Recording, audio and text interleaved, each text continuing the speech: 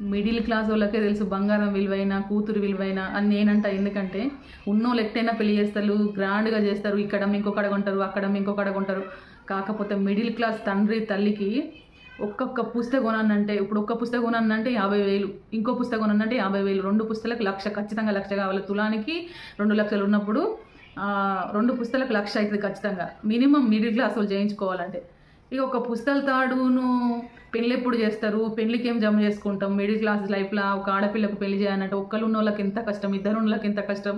ఈ జనరేషన్లో ముగ్గురు ఉంటేనైతే వాము కనీసం 1 తులం 2 తులాల పుస్తల తాడు 2 పుస్తలు పెట్టి పెళ్లి చేస్తే చాలు అని కాడికి వచ్చింది. అంతా నిజంగా ఘోరంగా అనిపిస్తుంది. అబ్బా, బంగారం రేటు ఏడుకోపోయింది. నగలు హారాలు చేయించుకోకున్నా కనీసం పుస్తల తాడు 2 పుస్తలు, 1 పుస్తల తాడు, అమ్మాయికి కమ్మలు పట్టీలు పెట్టి పెళ్లి చేస్తారు మిడిల్ క్లాస్లో మినిమం.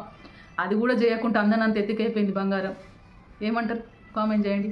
మిడిల్ క్లాస్ వాళ్ళకే తెలుసు ఏ విలువైనా.